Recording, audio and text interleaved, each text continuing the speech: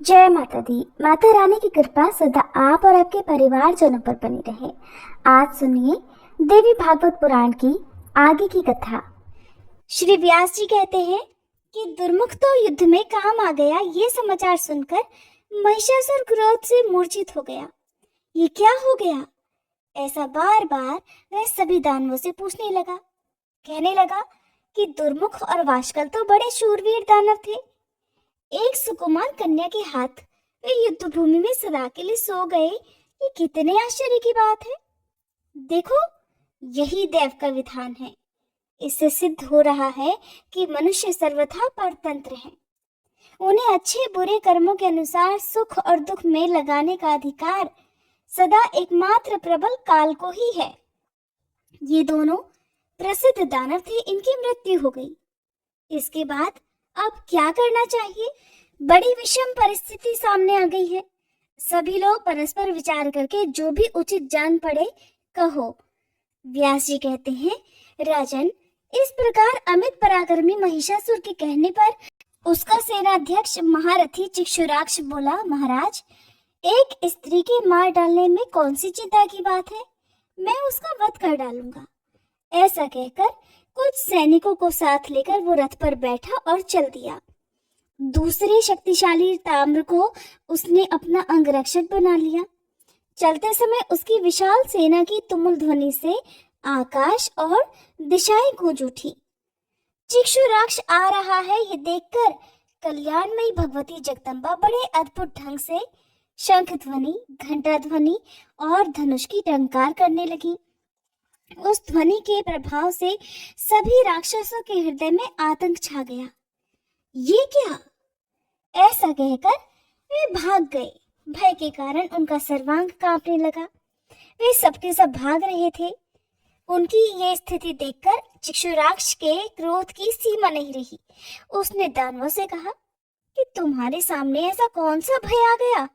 दैत्यो, अभिमान में चूर रहने वाली इस स्त्री को तो मैं आज ही बाणों के द्वारा यमलोक भेज दूंगा। तुम लोग निर्भय होकर युद्ध के मैदान में डटे रहो। ऐसा कहकर उस पराक्रमी दैत्य ने हाथ में धनुष उठा लिया और युद्ध मैदान में आकर वह निश्चिंता पूर्वक देवी से कहने लगा, विशाल नेत्रों से शोभा पाने वाली सुंदरी, तुम अन्य साधारण मनुष्यों को भयभीत करती हुई क्यों व्यर्थ गरज रही हो? तुम्हारी इस गर्जना को सुनकर मैं नहीं डर सकता। सुलोचने, स्त्री का वध करना दोष है और इस कार्य से जगत में अपयश ही फैलता है। ये जानकर मेरा मन तुम्हें मारने से हट रहा है। सुंदरी, तुम जैसी स्त्रियों के लिए कटाक्षों और हाव भाव से ही युद्ध का काम संपन्न हो जाता है। कभी कहीं भी शस्त्रों द्वारा इनका युद्ध नहीं हुआ है। तुम्हारे मन में भी मूर्खता ही भरी हुई है। तभी तो भोग संबंधी सुखों को छोड़कर तुम युद्ध की इच्छा से प्रकट हुई हो। युद्ध में तुम्हें किस गुण की झलक मिल रही है? युद्ध मैदान में तो तलवार चलती है, गदा से प्रहार किए जाते हैं और चमकीले बाणों से शरीर की धज्जियां उड़ा दी जाती हैं। प्राण निकल जाने पर सियार अपने मुंह से नोच नोच कर उस देह का अंतिम संस्कार किया करते हैं। धूर्त कवियों ने ऐसी मृत्यु की अत्यंत प्रशंसा गाई है। वे कहते हैं कि युद्ध भूमि में प्राण त्यागे हुए वीरों को स्वर्ग मिलता है और उनका ये कहना केवल अर्थवाद है। इसलिए वरारोहे, तुम्हारा मन जहां माने वहीं चली जाओ, या फिर तुम्हें देवताओं का दमन करने वाले मेरे स्वामी राजा महिषासुर की उपासना करनी चाहिए। व्यास जी कहते हैं, इस प्रकार चिक्षुराक्ष कह रहा था। भगवती जगदम्बा उसकी बात काटकर कहने लगी कि अरे मूर्ख, बुद्धिमान पंडित के समान बनकर क्या बक रहा है? न तो तू नीति शास्त्र जानता है और ना ही तूने वृद्ध पुरुषों की सेवा की है और ना तुझे धार्मिक बुद्धि ही प्राप्त है। आज तक तो तू मूर्ख की सेवा में लगा रहा, इसलिए तू भी मूर्ख रह गया। अरे, जब तुझे राज धर्म पता ही नहीं, तब मेरे सामने क्यों व्यर्थ बक रहा है? मेरे द्वारा युद्ध मैदान में महिषासुर मारा जाएगा। युद्ध मैदान की भूमि रुधिर से कीचड़ बन जाएगी और इसके बाद मैं भी सुखपूर्वक यहाँ से प्रस्थान कर जाऊंगी। देवताओं को दुख देने वाला ये दुराचारी दानव महान अभिमानी बन गया है। इसको मार देना अब मेरा परम कर्तव्य है। तू सावधान होकर युद्ध कर। व्यास जी कहते हैं, भगवती जगदम्बा की ऐसी बातें सुनकर बल के अभिमान में मतवाले रहने वाले दानवों ने उन पर बाण वर्षा आरंभ कर दी, मानो दूसरे मेघ ही जल की धारा उड़ेल रहे हों। भगवती ने अपने तेज बाणों से चिक्षुराक्ष के बाण काट डाले, साथ ही वे उसे तीरों से बींधने लगी। देवी के बाण इतने तीखे थे मानो विषधर सर्प ही हो। उस समय भगवती और चिक्षुराक्ष दोनों का वह परस्पर युद्ध आश्चर्यप्रद हो रहा था। जगदम्बा ने सिंह पर विराजमान रहकर गदा से उस दानव पर चोट की। गदा की कठिन चोट को न सह सकने के कारण चिक्षुराक्ष मूर्छित हो गया। 2 मुहूर्त तक अचेतना बनी रही। वह दुराचारी दानव फिर पत्थर की तरह रथ पर पड़ा रहा। शत्रु सेना को कुचलने की शक्ति रखने वाले ताम्र में भी कम चपलता नहीं थी। चिक्षुराक्ष को मूर्छित देखकर देवी से लड़ने के लिए वह खुद ही युद्धभूमि में आ डटा। उसे आते देखकर भगवती चंडिका ठठाकर हंस पड़ी और बोली, दैत्यवर, आओ आओ, मैं अभी तुम्हें यमपुरी भेजने की व्यवस्था करती हूँ। तुम लोग स्वतः निर्बल हो, तुम्हारी आयु भी समाप्त हो चुकी है, इसलिए तुम लोगों के आने से क्या काम सिद्ध हो सकता है? मूर्ख महिषासुर घर पर रहकर जीने के किस उपाय में लगा हुआ है? तुम मूर्खों के मर जाने पर भी मेरा क्या काम बनेगा? मेरे परिश्रम की कोई सफलता नहीं हो सकेगी, क्योंकि देवताओं से विरोध रखने वाला नीच महादुष्ट महिषासुर तो अभी जीवित ही है। इसलिए तुम लोग घर पर जाकर महिषासुर को यहाँ भेज दो। मेरी जैसी स्थिति है उसे आकर वह प्रचंड मूर्ख भी देख ले। भगवती जगदम्बा के ये वचन सुनकर ताम्र क्रोध में भर गया। उसने देवी पर बाण वर्षा शुरू कर दी। उसके बाण धनुष की डोरी पर चढ़ाकर कान तक खींचे जाते थे। भगवती ने भी ताम्राक्ष का वध करने के विचार से धनुष पर बाण चढ़ाए और खींचकर उस पर छोड़ने लगी। इतने में महाबली चिक्षुराक्ष की मूर्छा टूट गई। वह उठकर बैठ गया। फिर तुरंत धनुष और बाण लेकर वह देवी के सामने आकर डट गया। चिक्षुराक्ष और ताम्राक्ष दोनों असीम पराक्रमी और महान शूरवीर दानव थे। अब वे भगवती जगदम्बा के साथ युद्ध के मैदान में भिड़ गए। ताम्राक्ष के पास लोहे का बना हुआ एक बहुत सुदृढ़ मूसल था। उससे उसने सिंह के मस्तक पर बहुत जोर से चोट की और फिर साथ ही वह ठठाकर हंसा और गरजने लगा। गरजते हुए ताम्राक्ष को देखकर देवी की क्रोधाग्नि भभक उठी और उन्होंने तुरंत अपनी चमचमाती हुई तलवार से दानव का मस्तक धड़ से अलग कर दिया। सिर कट जाने पर भी ताम्राक्ष का धड़ हाथ में मूसल लिए हुए एक क्षण तक झूमता रहा था। इसके बाद वह युद्ध मैदान में गिर गया। ताम्राक्ष की ऐसी स्थिति देखकर चिक्षुराक्ष ने झट तलवार उठा ली और वह भगवती चंडी की ओर दौड़ा। हाथ में तलवार लेकर सामने आते हुए उस दानव को देखकर भगवती ने उस पर 5 बाणों से प्रहार किया। देवी के एक बाण से चिक्षुराक्ष की तलवार कट गई, दूसरे बाण से उसका हाथ साफ हो गया और अन्य बाणों से उसका मस्तक भी धड़ से अलग हो गया। इस प्रकार चिक्षुराक्ष और ताम्राक्ष इन दोनों राक्षसों का वध हो गया था। ये बड़े दुष्ट और संग्राम में अजेय माने जाते थे। इनके मर जाने पर तो सारी दानव सेना भयभीत होकर चारों दिशाओं में भाग गई। उन दानवों की मृत्यु देखकर सभी देवता आनंद से विवल हो उठे। उन्होंने आकाश में विराजमान होकर पुष्पों की वर्षा आरंभ कर दी। फिर वे भगवती की जय जयकार करने लगे। ऋषि, देवता, गंधर्व, बेताल, सिद्ध और चारण, इन सब के मुंह से बार बार भगवती चंडिका की विजय घोषणा होने लगी। व्यास जी कहते हैं, देवी ने चिक्षुराक्ष और ताम्राक्ष को मार दिया। ये समाचार सुनकर महिषासुर के आश्चर्य की सीमा नहीं रही। तब उसने देवी का वध करने के लिए बहुत से अमित बलशाली दैत्यों को जाने की आज्ञा दी। उन दैत्यों में असीलोमा और विडालाक्ष ये प्रमुख दानव थे। युद्ध में कोई इनका सामना नहीं कर सकता था। इन्होंने कवच पहन लिए, हाथों में अस्त्र शस्त्र ले लिए और विशाल सेना के साथ वे युद्ध मैदान में उपस्थित हो गए। वहां उन्होंने देखा कि भगवती सिंह पर विराजमान है। उनके 18 दिव्य भुजाएं हैं। तलवार और ढाल आदि आयुधों को उन्होंने धारण कर रखा है और वे दैत्यों का वध करने के लिए सर्वथा संलग्न हैं। तब असीलोमा देवी के सामने चला गया और अत्यंत नम्रता के साथ शांति पूर्वक देवी से कहने लगा कि देवी, सच्ची बात बताओ कि तुमने किस प्रयोजन से यहाँ आने का कष्ट उठाया है, और सुंदरी, इन निरपराधी दैत्यों को तुम क्यों मार रही हो? इसका कारण भी बतलाने की कृपा करो।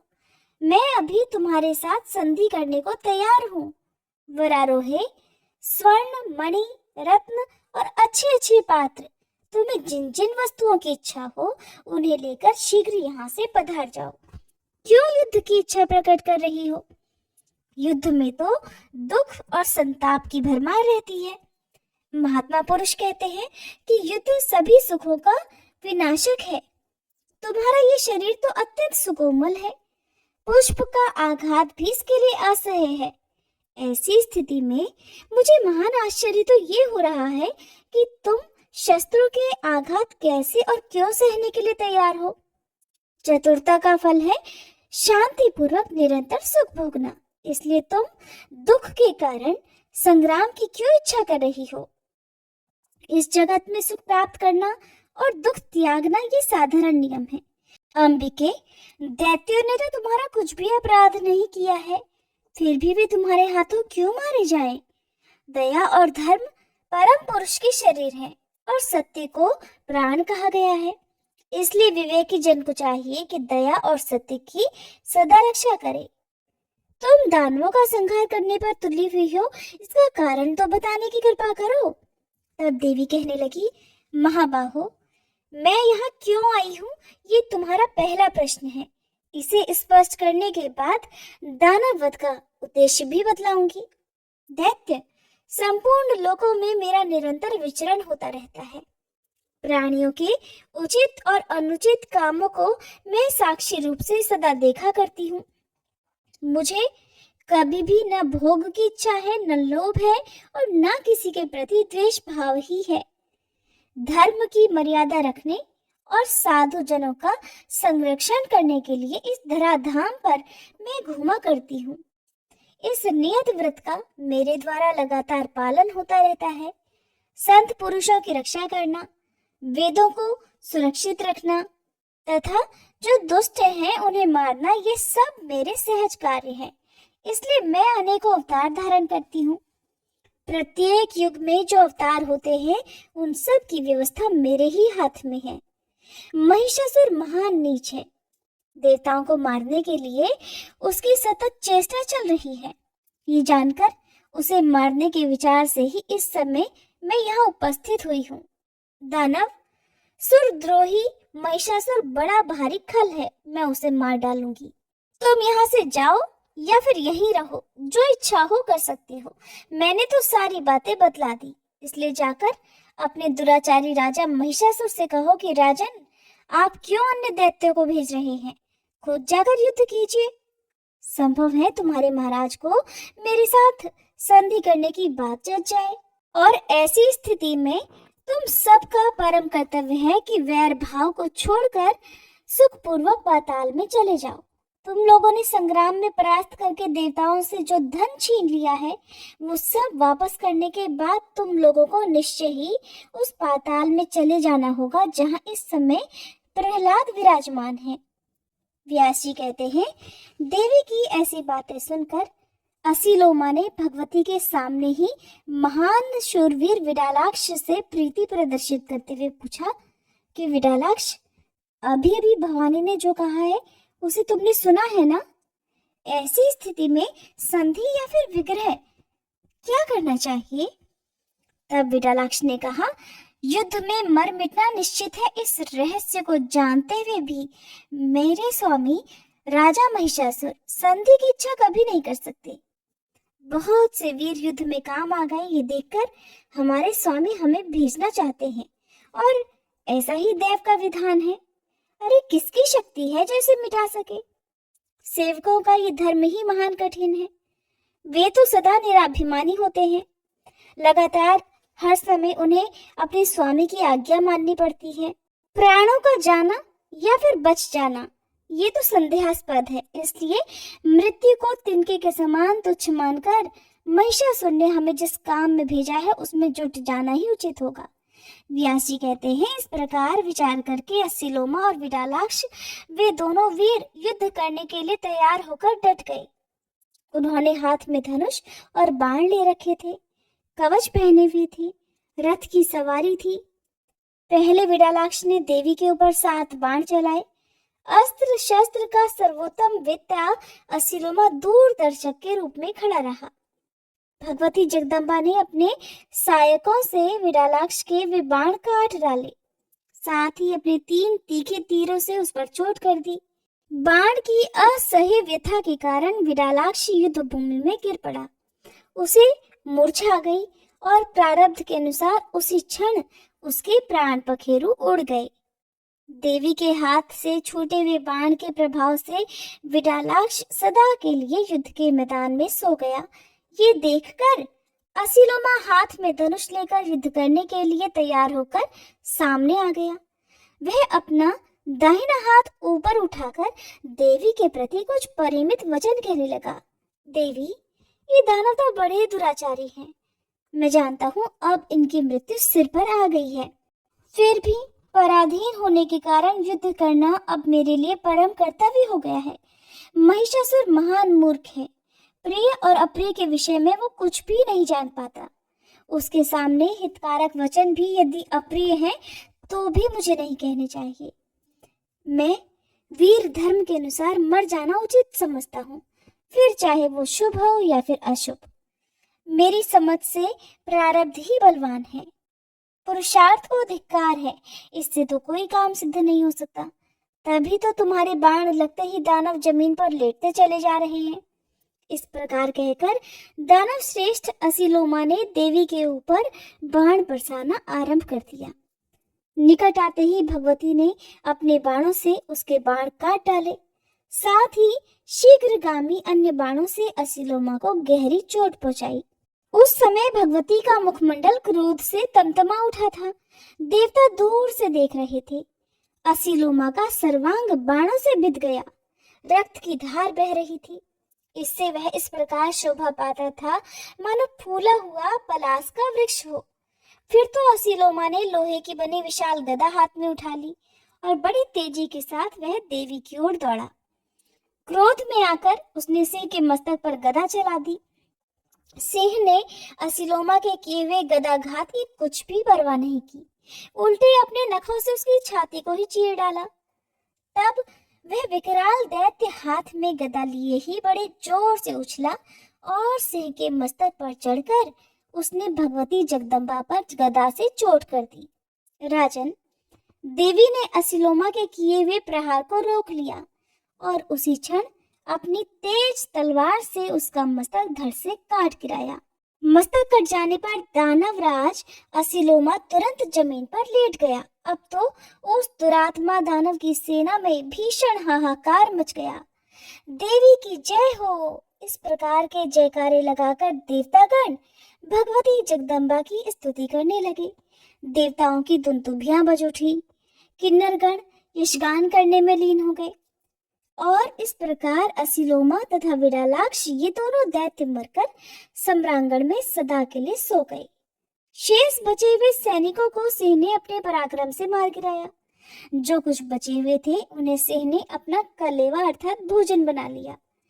कुछ टूटे फूटे अंगों वाले मूर्ख दानव दुखी होकर महिषासुर के पास पहुंचे।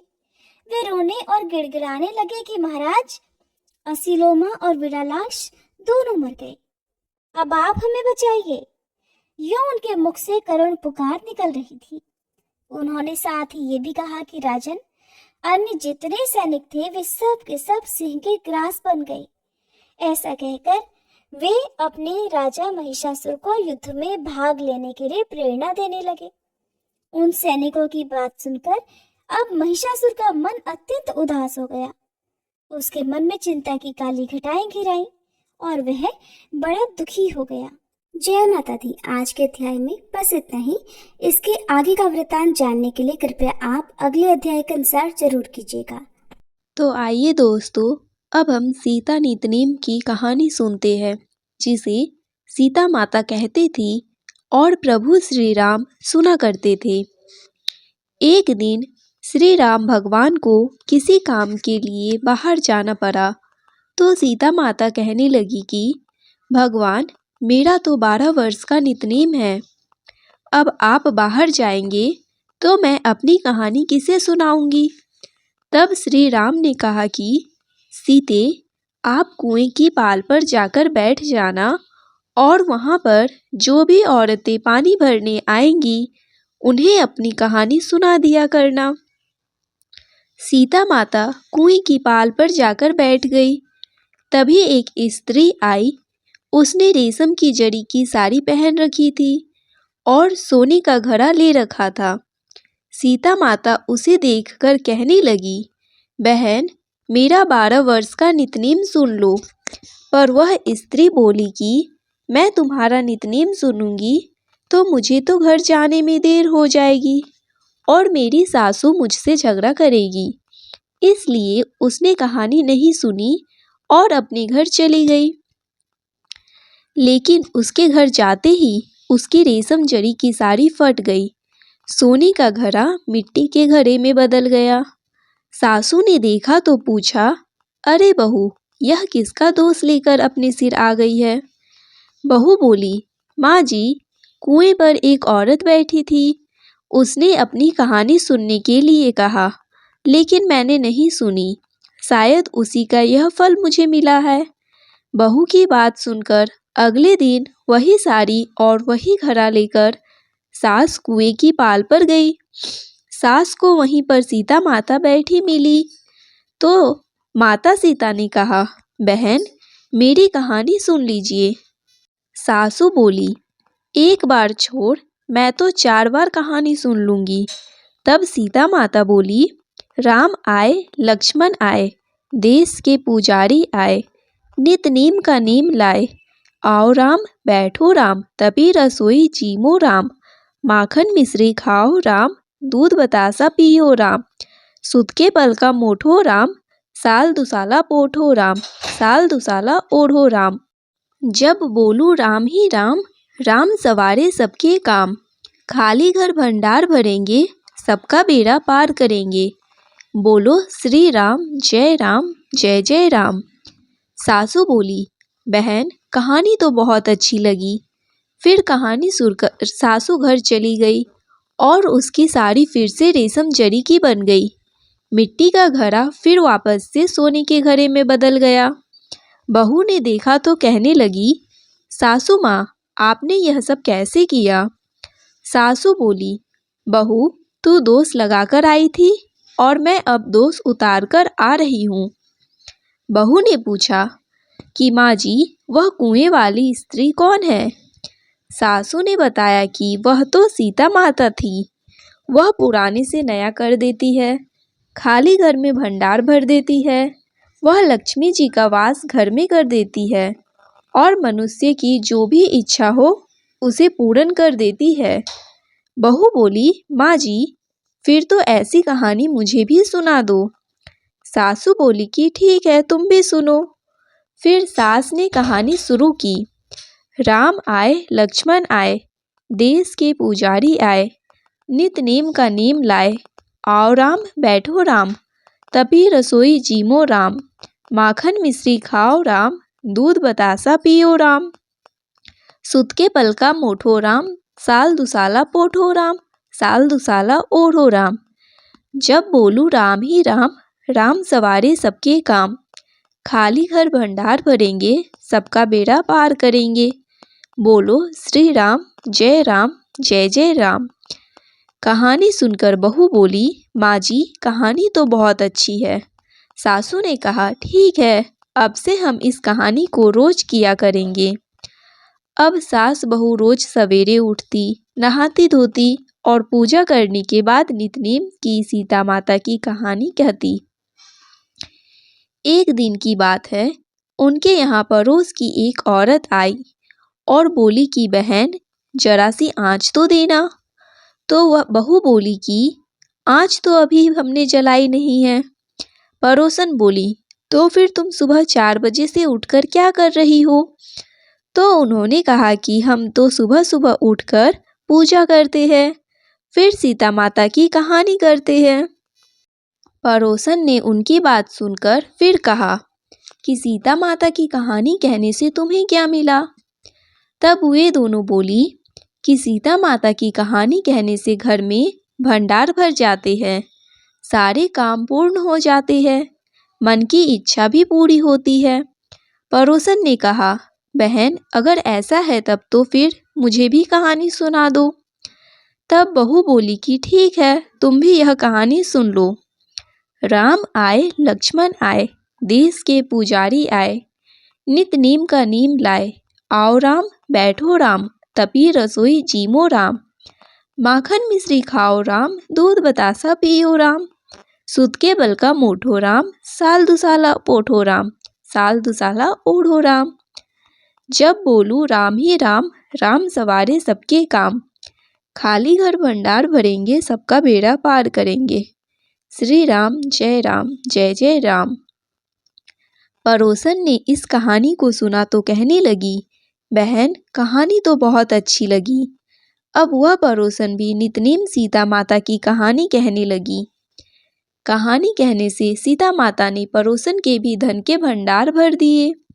देखते ही देखते अब तो पूरे मोहल्ले में नितनेम की कथा चल पड़ी और हर किसी की मनोकामना पूर्ण होने लगी।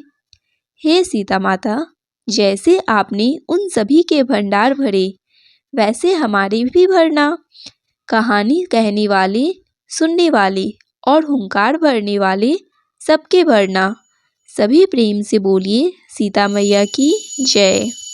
बंसी शोभित कर मधुर नील जलद तन श्याम, अरुण अधर जनु बिंब फल नयन कमल अभिराम, पूर्ण इंद्र अरविंद मुख पीतांबर शुभ साज, जय मनमोहन मदन छवि कृष्ण चंद्र महाराज, जय यदुनंदन जय जगवंदन, जय वासुदेव देवकी नंदन, जय यशोदा सुत नंदन दुलारे, जय प्रभु भक्तन के सतहतारे, जय नट नागर नागन थैया, कृष्ण कन्हैया धेनु चरैया, पुनि नख पर परुपु गिरिवर धारो, आओ दिनन कष्ट निवारो, आओ दिनन कष्ट निवारो, वंशी मधुर अधर धरि टेरो, होवे पूर्ण विनय यह मेरो, होवे पूर्ण विनय यह मेरो, आओ हरि पुनि माखन चाखो, आज लाज भारत की राखो,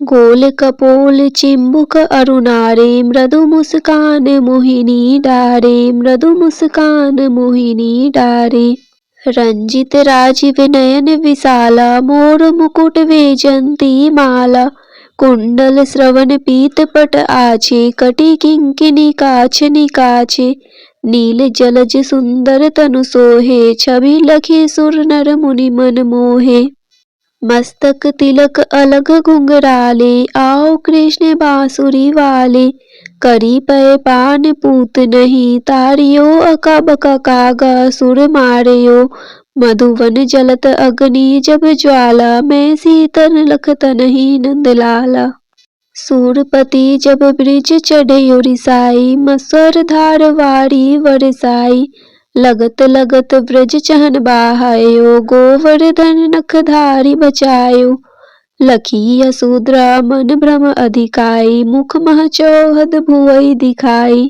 दुष्ट कंस अति उद्यम मचायो, कोटि कमल जब फूल मंगायो, नाथि कालहिनी तुम तिलीनहा, चरण चिन्ह दे निर्भय किन्हे, करी गोपीन संग रास विलासा, सबकी पूरन करी अभिलाषा, कीतिक महा असुर संहारयो, कंस ही केस पकड़ी दे मारयो, मात पिता की बंदई छुड़ाई, उग्रसेन कह राज दिलाई।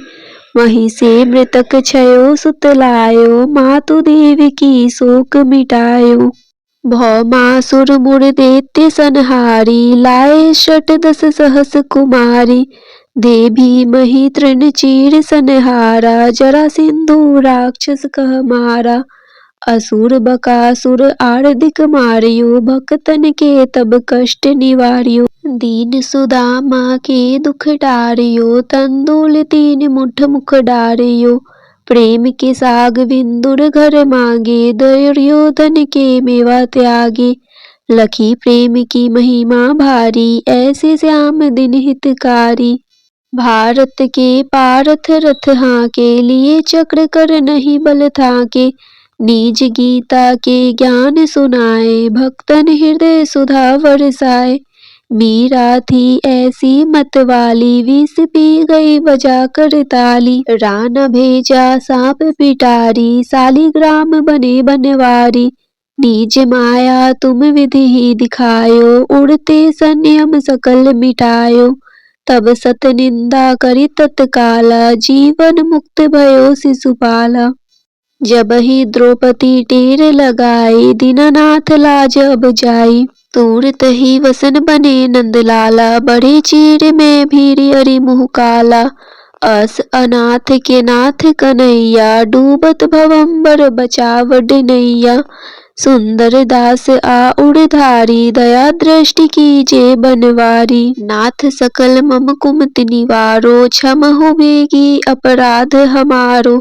खोलो पट अब दर्शन दीजे, बोलो कृष्ण कन्हैया कीजे। यह चालीसा कृष्ण का पाठ करे उड़धारी, अष्ट सिद्धि नवनिधि फल लहे पदारथ चारी। इति श्री कृष्ण चालीसा संपूर्ण। श्री तुलसी चालीसा पाठ। जय जय तुलसी माता, सब जग की सुखदाता।